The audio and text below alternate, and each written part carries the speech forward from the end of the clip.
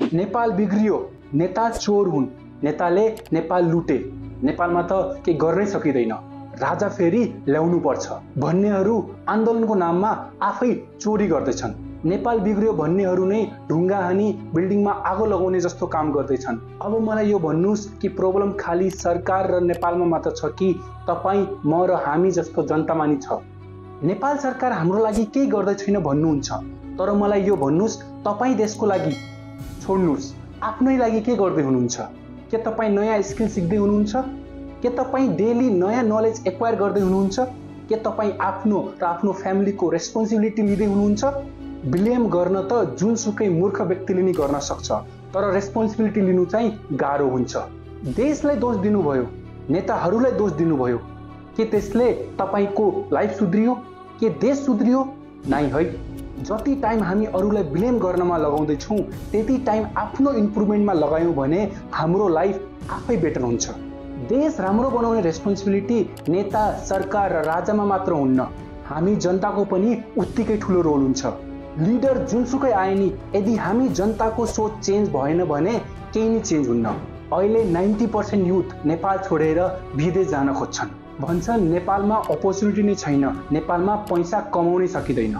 तर मलाई एउटा प्रश्नको उत्तर दिनुहोस्, यदि तपाईँको आमा बिरामी हुनुभयो भने अर्को आमा खोज्नुहुन्छ कि आफ्नै आमालाई ठिक गर्ने कोसिस गर्नुहुन्छ? देश राम्रो छैन भने देशलाई सुधार्नुपर्छ कि देशलाई छोडेर हिँड्नुपर्छ? भन्छन् यो देशमा पैसा कमाउन सकिँदैन, तर यही देशमा राम्रो पैसा कमाउने मान्छे पनि छन्, होइन र? कमी देशमा होला, तर त्योभन्दा बढी कमी त हामी जनतामा नै छ।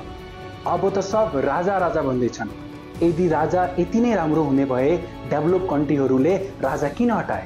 मैले त राजाको राज देखेको छैन, तर जसले राजाको राज देखेका छन् तिनी के भन्छन् सुनम। राजाको शासन यस्तो थियो, म भन्छु, राजाको शासनमा बोल्न पाइँदैन थियो। राजाको शासनमा मोटामोटी रूपमा राज परिवारले र दरबार हेर्न चाहेको मान्छे विदेश जान पाउँदैन थियो। बुझ्नु भएन? पासपोर्ट चाहिँ दरबारभित्र बन्थ्यो, होइन? बोल्ने स्वतन्त्रता थिएन, सङ्गठन गर्ने स्वतन्त्रता थिएन। नेपालको पर क्यापिटा इन्कम 150-200 रुपियाँ थियो, डलर, रुपियाँ होइन डलर। नेपालकोमा महिलाहरूलाई यो लेभलको चाहिँ निर्णय प्रक्रियामा सहभागिता थिएन। त्यो बुझ्नु पर्यो कुराहरू। देश सरकार या राजाले मात्र बन्ने होइन, देश हामी सबै जनताले बन्छ। जापानको उदाहरण लिनुस्। 1945 मा हिरोसिमा र नागासाकीमा न्युक्लियर बम ब्लास्ट भएको थियो, तर नि आज जापान विश्वको डेभलप कन्ट्रीमा हुन्छ। किन? किनकि त्यहाँका जनताहरूले कम्प्लेन गर्न छोडेर आफ्नो काममा फोकस गरे।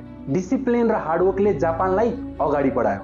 राजा आयो भने देश चेन्ज होला नहोला मलाई थाहा छैन, तर मलाई यति थाहा छ कि जबसम्म हामी नेपाली चेन्ज हुँदैनौँ, हाम्रो माइन्डसेट चेन्ज हुँदैन, यो देश कहिले चेन्ज हुनेवाला छैन। त्यसैले अरूलाई कम्प्लेन र ब्लेम गर्न छोडी अब आफ्नो काम इमानदारीका साथ गर्न सुरु गरौँ, किनकि सरकार, राजा र नेता सबै हामी जनता नै हो। देश बनाउने हामीले नै हो। तपाईँ के गर्नुहुन्छ? कम्प्लेन कि चेन्ज?